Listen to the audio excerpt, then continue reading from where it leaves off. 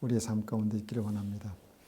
오늘 함께 나눌 말씀의 제목은요, 깊은 요단강에서 취한 돌입니다. 깊은 요단강에서 취한 돌. 여호수아 4장 1절에서 7절까지 말씀을 제가 받들어 읽겠습니다. 여호수아서 4장 1절에서 7절까지의 말씀입니다. 여호수아서 4장 1절에서 7절까지 말씀. 자, 1절부터 제가 천천히 받들어 읽겠습니다. 그 모든 백성이 요단을 건너가기를 마침에 여호와께서 여호수아에게 말씀하여 이르시되 그 백성의 각 지파에 한 사람씩 12사람을 택하고 그들에게 명령하여 이르기를 요단 가운데 제사장들이 발이 굳게 선 그곳에서 돌 12를 택하여 그것을 가져다가 오늘 밤 너희가 유숙할 그곳에 두게 하라 하시니라. 여호수아가 이스라엘 자손 중에서 각 지파에 한 사람씩 준비한 그 12사람을 불러 그들에게 이르되 요단 가운데로 들어가 너희 하나님 여호와의 궤 앞으로 가서 이스라엘 자손들의 지파 수대로 각기 돌 한 개씩을 가져다가 어깨에 매라. 이것이 너희 중에 표징이 되리라. 후일에 너희의 자손들이 물어 이르되 이 돌들은 무슨 뜻이냐 하거든 그들에게 이르기를 요단물이 여호와의 언약궤 앞에서 끊어졌나니 곧 언약궤가 요단을 건널 때에 요단물이 끊어졌으므로 이 돌들이 이스라엘 자손에게 영원히 기념이 되리라 하라 하니라. 이스라엘 백성들이 정말 믿음의 다음 세대가 하나님의 약속의 땅 가나안 땅에 지금 들어가려고 요단강을 지금 건너고 있는 장면입니다. 요단강만 건너면 약속의 땅에 들어가게 되는 이 중요한 시점에서 오늘 본문은 하나님께서 그들에게 하신 명령을 기록하고 있습니다. 그 명령이 무엇인가 봤더니 요단강 한가운데 다시 들어가서 돌 12를 취하여 가져오라는 것입니다. 여러분, 이 중요하고 급박한 시점에서 강물이 갈라졌고 그 강물을 지금 건너고 있는 것입니다. 정말 얼마나 아슬아슬하고 조마조마하겠습니까? 그런데 다시 강에 들어가서 이 중요한 이 급박한 시점에서 돌을 가져오라는 것입니다. 돌을 취하여 가져오라는 것입니다. 그리고 그 돌을 취하여 영원토록 보관하라 이렇게 말씀하십니다.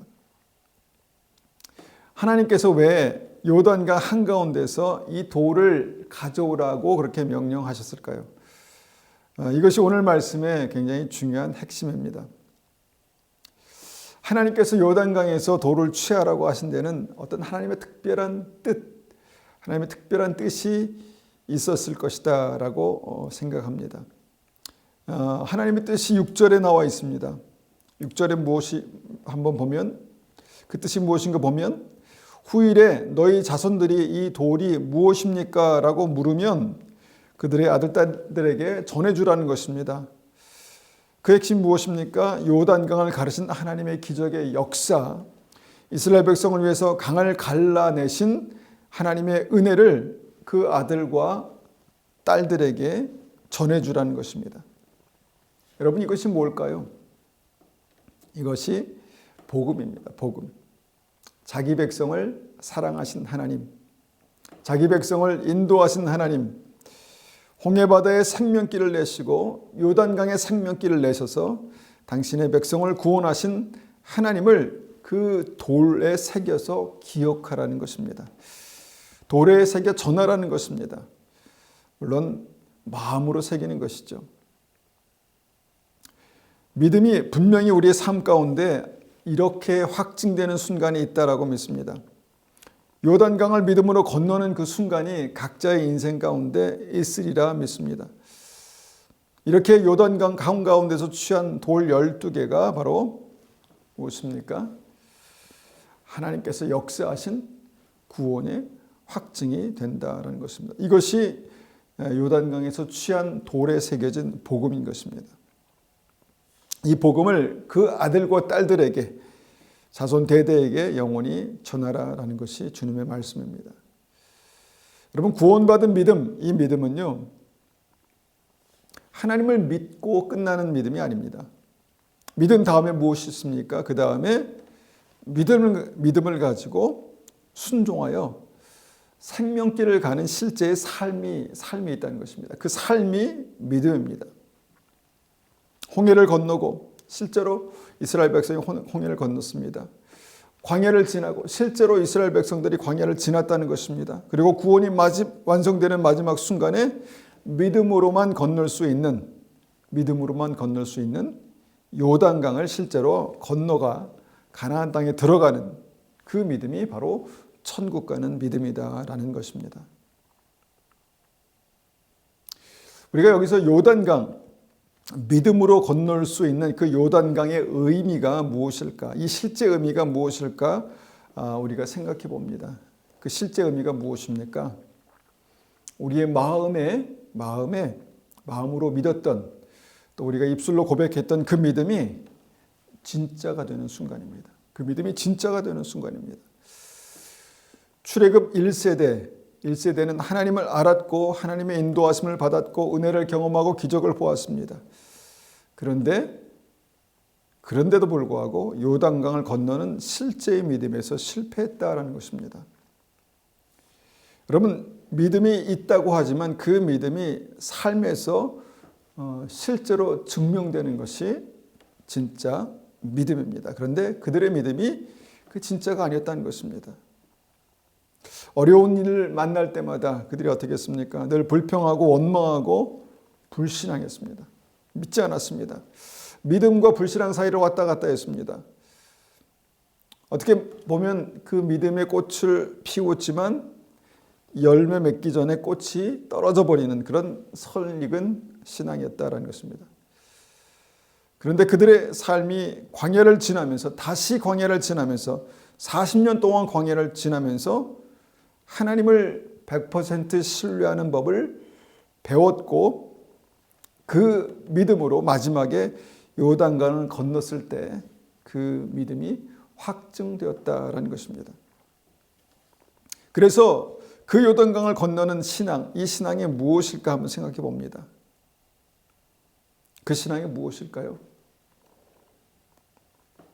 하나님께서는 어떠한 상황에서도 무슨 일을 만나도 나와 함께 하신다. 우리와 함께 하신다는 것입니다. 여러분, 하나님께서 함께 하시면 그 믿음은 반드시 승리합니다. 그리고 그 믿음이 실제가 됩니다. 여러분, 그 믿음이 실제가 되는 그 마지막 순간에 무엇을 하라 명령하셨습니까? 그 믿음이 실제가 되었던 그 현장에서 요단강 밑바닥에서 돌을 취하라는 것입니다. 이것이 무엇입니까? 하나님께서 역사하신 은혜, 약속을 성취한 증거가 된다는 것입니다. 여러분, 이 믿음의 마지막 시대에는요, 우리가 믿음으로 건너야 할 요단강이 반드시 있습니다. 우리가 믿음으로 건너는 요단강이 반드시 있다는 것입니다.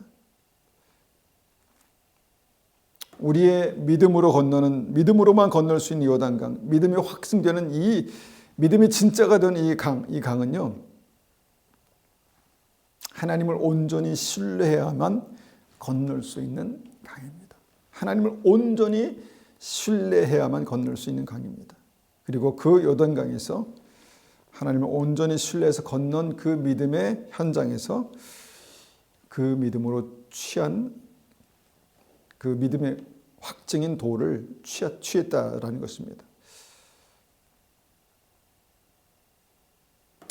여기서 우리가 이 돌을 더 이해하기 위해서, 이 돌의 의미에 대해서 이해하기 위해서 중요한 한 가지 말씀을 보겠습니다. 여호수아 4장 3절 말씀을 다시 한번 봅니다. 4장 3절. 그들에게 명령하여 이르기를 요단 가운데 제사장들이 발이 굳게 선 그곳에서 돌 12를 택하여 그것을 가져다가 오늘 밤 너희가 유숙할 그곳에 두게 하라 하시니라. 자, 10절을 봅니다. 10절. 또 여호와께서 여호수아에게 명령하사 백성에게 말하게 하신 일, 곧 모세가 여호수아에게 명령한 일이 다 마치기까지, 그러니까 돌을 취하는 것이죠. 마치기까지 궤를 맨 제사장들이 요단 가운데 서 있고 백성들은 속히 건넜으며 라고 그렇게 말합니다. 자, 요단강 밑바닥에 무엇이 있었습니까? 물론 돌이 있었겠죠. 근데 어디서 돌을 취했다라고 말씀합니까? 하나님의 법궤가 있는 곳, 그러니까 하나님의 법궤가 거기에 있었다라는 것입니다. 그리고 요단강을 다 건너기까지 하나님의 법궤가 요단강 아래서 그 자리를 지키고 있었다라는 것입니다. 여러분, 법궤가 무엇입니까? 법궤, 이스라엘의 법궤가 어떤 의미입니까? 하나님의 임재의 상징입니다. 하나님의 임재가 있는 곳입니다. 다시 말하면 그 위험한 순간, 그 중요한 순간, 그 두려움의 순간에 하나님의 임재가 그 요단강 밑바닥 한가운데 있었다라는 것입니다. 하나님께서 가장 중요하고 두렵고 위험하고 정말 떨리는 그 순간에 그 강을 붙들고 통치하고 계셨다라는 것입니다. 그래서 법궤가 머물러 있는 그 요단강 한가운데서 취한 돌의 이 메시지는 더 강력하고 분명해집니다. 여러분, 우리가 이 돌을 오늘 한번 생각해 보면서 오늘 우리에게 주시는 이 메시지가 무엇인지를 한번 듣기를 원합니다. 첫 번째, 이 돌이 우리에게 주시는 메시지는요, 첫 번째, 하나님께서 하신다라는 것입니다. 하나님께서 하신다. 하나님께서 우리에게 복음을 듣게 하셨습니다. 복음을 주셨습니다. 그리고 내가 믿었습니다. 그리고 우리의 작은 믿음으로 힘겹게 그렇게 믿음으로 아둥바둥 살고 있습니다. 그래서 뭔가 이루어지는, 우리의 어떤 힘으로 이루어지는 것 같지만 결국 그 모든 상황을 통해서 완벽하게 하나님의 구원을 이루시는, 구원의 역사를 이루시는 분은 하나님이시라는 것입니다. 하나님 한 분께서, 하나님 한 분께서 하신다는 것입니다. 여러분, 나는 능력도 부족하고 상황도 열악하고요, 모자라는 것 잘 알고 있습니다. 그런데 그런 나를 통해서, 그런 상황을 통해서, 부족함을 통해서 완전한 구원의 역사를 이루시는 주체는 하나님이시라는 것입니다. 우리가 하나님을 믿고 신뢰하여서 가나안을 향해서 그 생명길을 가기만 한다면, 한 걸음 한 걸음 그 가나안을 향해서, 약속의 땅을 향해서 걸어가기만 한다면 중요한 순간마다, 어려운 순간마다 무엇입니까? 하나님께서 하신다라는 것입니다. 여러분, 생명길을 가는데 그 길의 어떤 그 과정에서 요단강이 앞을 가로막고 있는 것 같지만 하나님께서 그 강을 건너게 하신다라는 것입니다.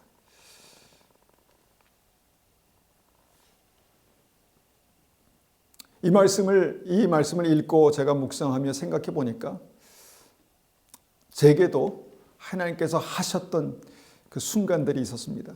제가 청년 때 병으로 모든 소망이 끊어졌을 때, 어떤 의사도 어떤 약도 소용이 없다라는 말을 들었을 때 그 이후에 하나님께서 완전하게 치료하셨습니다.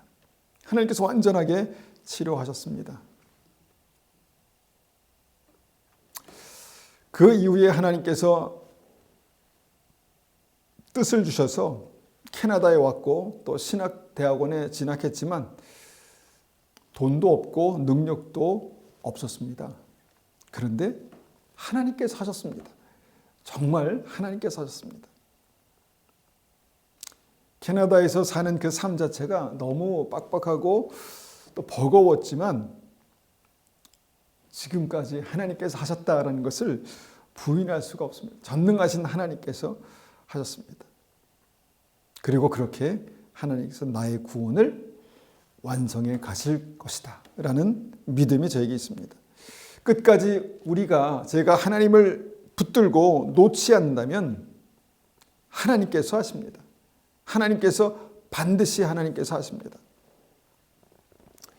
자, 두 번째로 요단강 돌이 주는 메시지는 무엇입니까? 두 번째로 하나님은 반드시 나의 한계를 넘어서 역사하신다라는 것입니다. 하나님은 반드시 나의 한계를 넘어서 역사하신다는 것입니다. 사람들은요, 자기의 능력의 한계를 만날 때마다 절망하고 좌절하고 포기합니다. 믿음이 있는 사람도 자기의 능력의 한계 안에서 하나님을 만난다고 생각합니다. 그런데 하나님, 정말 우리의 삶 가운데 역사하신 하나님은 그 한계 너머에 계신다라는 것을 우리가 믿음으로 고백할 수 있습니다. 하나님께서는 우리의 삶을 그 믿음의 한계점으로 인도하십니다. 왜 그러실까요? 하나님께서 우리를 더 깊이 만나기 원하신 것입니다. 요단강이 바로 그런 곳이었습니다. 요단강이 어떤 강입니까? 그 부모들이 실패했던 강입니다. 그 부모들이 절망하고 울부짖었던 강입니다. 그래서 그들의 힘으로 건너기 심히 두렵고 불가능해 보이는 강이었습니다. 건넌다 한들 무서운 가나안의 적들이 반대편에서 기다리고 있었던 그 강입니다. 그 한계를 보는 그 한계점으로 하나님은 그의 백성들을 인도하셨습니다. 그리고 그 결정적인 순간에 그들의 능력의 한계를 어떻게 합니까? 넘어서게 하셨습니다. 여러분, 믿음은 나의 한계를 넘어서는 것입니다. 내가 내 힘으로 넘어갑니까? 아닙니다. 하나님께서 넘어가게 하십니다. 내 믿음을 통해서 하나님께서 넘어가게 하신다는 것입니다. 그리고 중요한 한 가지 사실을 깨닫게 하십니다. 무엇입니까? 믿음은 너의 능력의 한계 안에 갇혀있지 않다는 것입니다. 믿음은 너의 능력의 한계에서 멈춰지는 것이 아니라는 것입니다.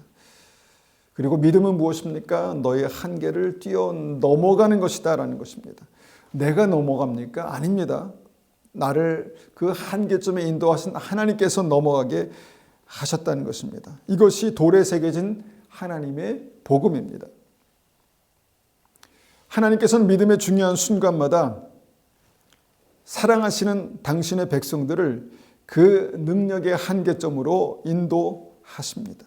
그리고 그들이 만난 그 한계를 믿음으로 넘어가게 하십니다. 다윗은 그 믿음이 성경에 기록되는 첫 순간에 골리앗을 만납니다. 이 골리앗을 만난 골리앗과의 싸움은요, 그의 한계를 훨씬 뛰어넘는 말도 안 되는 싸움이었습니다. 그는 정말 절벽과 같은 한계에 부딪혔던 것입니다. 그리고 하나님은 어떻게 하셨습니까? 하나님은 물맷돌로 다윗의 한계를 넘어가게 하셨습니다. 우리 인생에도 믿음에도 골리앗을 만나게 되는 순간들이 있을 것입니다. 그때 말도 안 되는 것이 우리의 한계를 넘는 하나님의 능력으로 역사하게 되겠죠. 그것이 물맷돌이라는 것입니다. 그것이 끝이었습니까? 아니죠. 다윗이 왕으로 기름 부음을 받았습니다. 그 다음에 어떻게 됐습니까? 모든 것이 잘 될 줄 알았는데 믿었던, 의지했던 사울 왕을 적으로 다시 만났습니다. 얼마나 황당한 일입니까? 다윗을 또 한 번도 경험하지 못했던 또 다른 한계점으로 인도하셨다는 것입니다. 그 사울 왕이 한두 번이 아니라 군대를 일으켜서 여러 차례 다윗을 죽이려 했습니다. 그리고 결국 다윗은요, 그 한계를 만나고 하나님께서는 믿음으로 그 한계를 넘어가게 하셨다는 것입니다. 그리고 왕이 되었습니다. 믿음의 사람들이 삶 가운데 이 한계점들을 보게 됩니다. 주님께서 아브라함에게 이삭을 번제로 드리라, 아들 이삭을 번제로 드리라 명령하셨습니다. 아브라함은요, 믿음이 있었습니다. 믿음의 조상이라고 불릴 만큼 믿음이 있었습니다. 그런데 그 믿음도 어떻게 보면 굉장히 어떤 넘기 어려운 한계가 있었다는 것입니다. 여러분, 아들과 그러니까 부모와 자식 간의 어떤 그 끈끈한 사랑, 이것을 넘어서야 하는 이 한계입니다. 정말 하나님을 믿고 신뢰했는데 하나님께서 청천벽력 같은 그런 고난을, 고통을 명령하신 것, 믿음의 한계입니다. 내가 믿는 하나님은 뭔가 우리의 이성, 그의 이성으로 이해할 수 있는 하나님인 줄 알았는데 인신 제사를 요구하시는 하나님에 대한 이해의 한계를 넘는 한계에 부딪히는 상황이었다는 것입니다. 그런데 아브라함이 그 한계를 어떻게 넘어갑니까? 100% 하나님을 신뢰함으로, 100% 하나님을 믿음으로 그 한계를 넘어갔다는 것입니다. 모든 한계를 하나님께서 뛰어넘게 하셨습니다. 하나님은 분명 그 한계를 넘어서 아브라함을 통해 역사하셨습니다.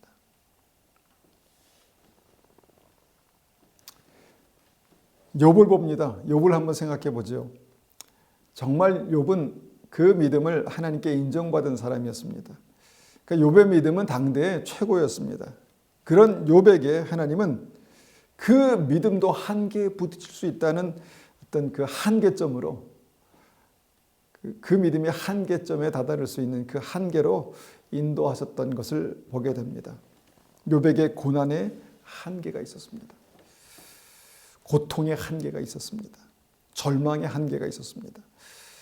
믿었던 친구들에게 그 신뢰를, 정말 신뢰의 배신을 당하는 그런 신뢰의 한계를 만납니다. 그 한계를 욥이 어떻게 합니까? 물론 우여곡절이 있었지만 믿음으로 그 한계를 넘어섭니다.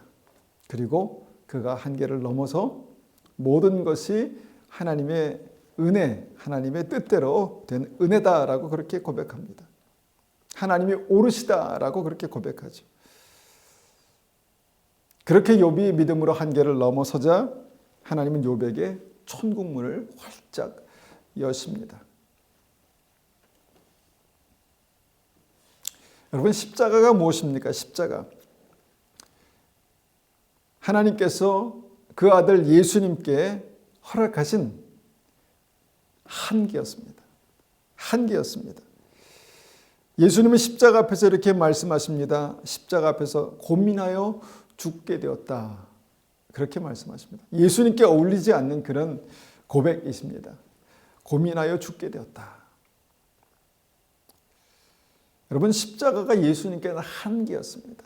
그런데 그 한계점을 하나님께서 예수님께 허락하신 것입니다. 여러분, 자기 십자가를 지고 주님을 따르라 주님께서 우리에게 명령하셨죠. 그 십자가가 어떤 것일까요? 바로 그 한계라는 것입니다. 한계. 우리가 만날 수 있는 그 한계라는 것입니다. 믿음으로 생명길을 가는 우리도 우리 믿음에서 그 한계점을 만나게 될 것이라는 암시의 말씀입니다. 분명 우리는 십자가를 지고, 자기 십자가를 지고 주님을 따르는 믿음의 길에서 우리의 한계를 만나게 될 것입니다. 여러분, 그 한계를 만나면 모든 사람, 거의 모든 대부분의 사람들은 절망을 경험하게 될 것입니다. 한계점에서 절망을 경험하게 될 것이라는 것입니다. 그런데 그 절망이 여러분 절망일까요? 그 절망이, 한계가 바로 소망이라는 것입니다. 그때 우리는 요단강을 건너서 약속의 땅에 들어가게 되는 것입니다. 절망에 죽는다는, 이 한계가 죽는다는 그런 의미가 아니라 하나님께서 하나님의 나라를 우리에게 여실 거라는 약속의 의미입니다. 우리를 인도하신 그 한계를 믿음으로 지나갈 때 나의 한계를 넘어서 역사하시는 하나님을 만나게 될 것이라는 것입니다. 그때 그 요단강에 어떤 일이 일어날까요? 부활의 능력, 그 십자가의 죽음 이후에 부활의 능력이 나타나고 다시 사는 소망이 열릴 것이다 라는 것입니다. 세 번째로 요단강의 돌에 새겨진 이 복음은 이것입니다. 세 번째, 예상치 못한 곳에 천국길이 있다는 것입니다. 예상치 못한 길에 천국길이 있다는 것입니다. 우리는 우리가 믿음으로 생명길, 천국길을 갈 때에 예상되는 경로가 있습니다. 하나님을 잘 믿었기 때문에 은혜 받고 축복받고 형통하고 그래야 되지 않겠습니까? 그럴 것을 기대합니다. 물론 하나님께서 우리에게 은혜와 축복과 형통을 주십니다. 반드시 그렇게 하실 것입니다. 그런데 거기까지 가는 길, 그 경로가 우리의 예상과는 다를 수 있다는 것입니다. 우리가 흔히 예상하는 그 경로가 아닐 수 있다는 것입니다. 꽃길이 아닐 수 있다는 것입니다. 이스라엘 백성들을 인도하실 때 그렇게 하셨습니다. 전능하신 하나님께서 그 기적으로 이스라엘 백성들을 애굽에서 구해내셨습니다. 그러면 하나님께서는 충분히 그들에게 꽃길을 허락하실 수 있었습니다. 그런데 광야의 길을 허락하셨죠. 그 광야에 들어서는 그 길은 어땠습니까? 충분히 돌아갈 수 있었는데 홍해를 건너게 하셨습니다. 홍해의 길을 내셨습니다. 길게 잡아도 2-5달 만에 갈 수 있는 그 길을 굳이 불기둥과 구름기둥으로 인도하셔서 40년을 가게 하셨다는 것입니다. 그리고 마지막에는 사람들이 다니던 평범한 길이 아니라 굳이 요단강 한가운데에 길을 내신 하나님의 역사를 본다는 것입니다. 무엇입니까? 우리가 전혀 예상치 못한 곳에 하나님께서 인도하신 천국길이 있다라는 것입니다. 10대 때 요셉이 하나님의 꿈을 받았습니다. 그래서 요셉은 그 꿈이 어떻게 성취될까에 대해서 기대하고 아마 소망했을 것입니다. 그런데 어떻게 됩니까? 형들에 의해서 종으로 팔려갑니다. 형들이 돈을 받고 그를 팔아버립니다. 그래도 그곳에서 믿음을 잃지 않습니다. 절망을 딛고 믿음을 지킵니다. 하나님께서 요셉과 함께 하셔서 그가 형통했고 모든 일이 잘 풀렸습니다. 그리고 그 믿음으로 보디발의 아내의 유혹을 물리치고 더욱더 굳게 믿음을 지켰습니다. 그러면 그의 삶 가운데 어떤 일이 일어나겠습니까? 더 큰 형통, 더 큰 축복이 나타나야 하지 않겠습니까? 그런데 그 다음에 하나님께서 인도하신 그 생명의 길, 이 경로가 어떤 것이었습니까? 하나님께서 인도하신 길은 감옥행이었습니다. 감옥행. 믿음을 지킨 결과로 결국 요셉이 감옥에 가게 되었다는 것입니다. 하나님께서 인도하신 그 생명의 길이 감옥으로 나 있었습니다. 얼마나 절망적입니까? 여기까지만 보면 절망적입니다. 그런데 성경의 결론은 무엇입니까? 하나님께서 인도하신 그 절망의 감옥에 하나님께서 생명길, 천국길을 내신다는 것입니다. 요셉이 그 감옥에서 총리가 되고 그때부터 요셉을 택하신 하나님의 사명이 시작되는 것을 보게 됩니다. 여러분, 감옥에 천국길을 내신 하나님이십니다. 예수님께서 12제자를 선택하셔서 그 12제자가 은혜 가운데 예수님을 메시아로 만나고 살아계신 하나님의 말씀과 능력과 훈련을 받습니다. 예상대로라면 그 훈련이 마쳐지는 그때부터 하나님께서 그들을 크게 사용하셔서 하나님의 나라를 확장하실 것이다 라고 보통은 예상하지만 그 결과는 무엇입니까? 그 결과는 그들이 완전한 절망을 만났다는 것입니다. 십자가를 만났다는 것입니다. 예수님께서는 십자가에서 돌아가시고 모든 꿈은 산산이 부서지고 그들은 예수님을 배반하고 실패하고 하나님의 나라를 꿈꿨던 제자들에게 그 절망이 끝이었습니다. 십자가의 절망이 그 마지막인 것 같았습니다. 모든 것이 한꺼번에 무너져 내리는 그런 시점이 바로 십자가였습니다. 그런데 그 절망의 십자가에 하나님께서는 생명길을 내셨다는 것입니다.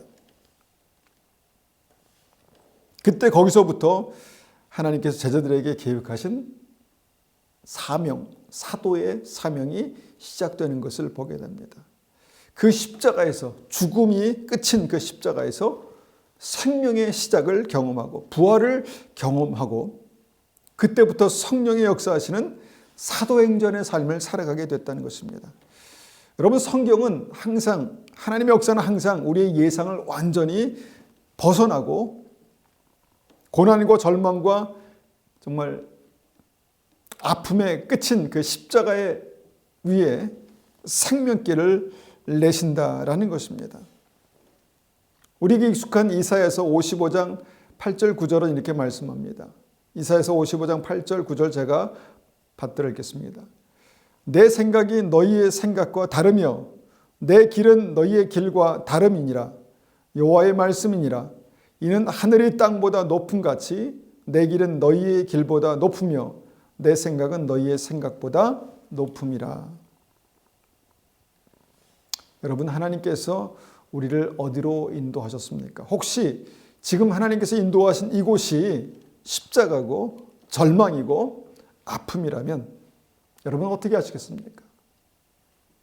여러분, 그곳에, 이곳에 생명길이 있다라는 것입니다.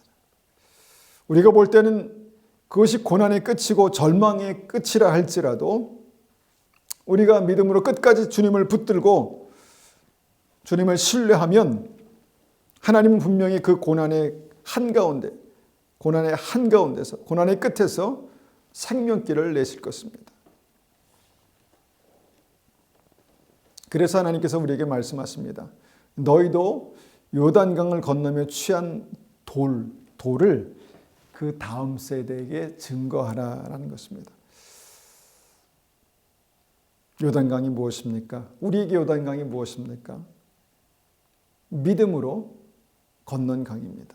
우리의 힘으로는 도저히 안 되지만 믿음으로 하나님께서 건너게 하신 강입니다. 우리가 믿을 때 하나님께서 그 능력으로 우리를 건너게 하신 생명의 강입니다. 여러분, 그 요단강 한가운데서 믿음으로 취할 돌이 무엇이라고 생각하십니까? 우리가 그 한가운데서, 요단강 한가운데서 믿음으로 취하여서 우리 다음 세대에게 전해야 할 그 돌, 하나님의 이야기, 히스토리라고 얘기하죠. 히스토리, 하나님께서 하신 역사, 믿음의 간증, 이것이 우리에게 있어야 합니다. 믿음은 하나님의 나라는 천국은요, 하나님의 역사를, 하나님 하신 일을 기억하는 데서 다시 출발합니다. 많은 믿음의 사람들이 하나님께서 이미 우리의 삶 가운데 하신 역사들을 쉽게 잊습니다. 아마 이스라엘 백성들도 그렇게 했을 것입니다. 그런데 하나님께서 믿음으로 기적으로 요단강을 건널 때 그 강바닥에서 돌을 취해서 하나님께서 너희들에게 베푸신 그 기적, 그 능력, 그 은혜를 기억하라라고 말씀하십니다. 무엇입니까? 하나님께서 그들에게 허락하신 약속의 땅에서 하나님의 나라를 그 믿음의 간증으로 다시 시작하라는 것입니다. 그것을 기억하는 데서 다시 시작하라는 것입니다. 가나안에서 시작될 하나님의 나라, 우리의 삶 가운데 임한 하나님의 나라는 믿음에서 취한, 믿음으로 요단강 한가운데에서 취한 그 믿음의 간증, 믿음의 돌에서 다시 시작된다는 것입니다. 여러분, 고난 가운데 계십니까? 절망 가운데 계십니까? 다시 오실 주님께서 언제 오실까? 정말 우리의 마음 가운데 답답함이 있으십니까? 그때마다 여러분, 믿음으로 그 요단강 한가운데서 취한, 그 강바닥 한가운데서 취한 믿음의 돌을 기억하십시오. 우리에게 역사하신 하나님, 우리를 인도하신 하나님, 우리와 함께 하신 승리의 하나님을 분명히 우리가 기억하고 우리가 믿음으로 건넌 요단강 한가운데서 그 취한 돌을 우리의 마음 가운데 두시기를 축원합니다. 이 돌은 우리의 삶 가운데 역사하신 하나님의 간증이고 우리의 사랑하는 다음 세대, 우리 아들과 딸들에게 우리가 간증해야 할 하나님이십니다. 그 내용을 다시 한번 새깁니다. 첫 번째, 하나님께서 하신다는 것입니다. 하나님께서 하신다. 두 번째, 하나님은 우리의 한계를 넘어 역사하신다는 것입니다. 그 한계 너머에 하나님의 능력이 있습니다. 세 번째, 하나님은 우리가 예상치 못한 곳에 천국길을, 생명길을 내신다는 것입니다. 반드시 그렇게 하실 것입니다. 그 믿음이 우리의 삶 가운데 진행됨을 여러분 믿으시기를 축원합니다. 그리고 그 믿음으로 끝까지 생명길을 가시고 끝까지 믿음의 길로, 생명길로 요단강을 넘어가시기를 축원합니다. 이 시간 이 말씀을 가지고 기도합니다. 기도할 때 주님, 우리의 삶 가운데 주님께서 말씀하신 이 말씀을 새겨서 하나님께서 역사하신 그 믿음의 그 중요한 강 밑바닥에서 취한 이 우리의 믿음의 돌을 우리의 마음 가운데 두고 우리가 어렵고 힘들 때마다 이 말씀을 가지고 이 간증을 가지고 하나님 증거하는, 또 고백하는, 감사하는 우리의 믿음이 되게 도와주십시오. 그렇게 한번 같이 기도하겠습니다. 아버지 하나님 감사합니다. 이스라엘 백성들을 주님께서 훈련하시고 인도하셔서 하나님 결국은 주님 그 요단강을 건너게 하심으로 그 구원을 완성하신 것처럼 하나님께서 우리를 정말 만나시고 사랑하셔서 인도하시고 생명을 얻게 하셔서 믿음의 길을 가게 하시고 또 우리의 삶의 구석구석에서 고난과 어려움을 통해서 하나님 그것을 통과하는 믿음을 갖게 하셔서 결국은 하나님 그 요단강을 건너는 그 순간까지 우리와 함께 하실 주님을 신뢰합니다.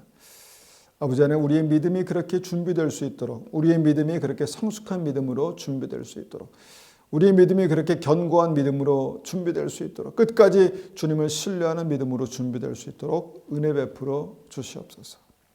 아버지 하나님, 정말 하나님께서 하신다는 것을 우리가 믿지만 자꾸 내가 하려고 하는, 우리가 하려고 하는 그런 습관에 젖어 있습니다. 하나님, 우리를 긍휼히 여겨주셔서 하나님께서 하신다는 온전한 믿음으로 요단강을 지나가게 하여 주시옵소서.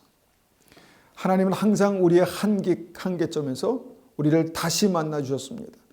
우리의 한계를 넘어서 역사하시는 주님을 기억하게 하여 주시옵소서. 하나님, 정말 우리가 정말 예상치 못한 곳에서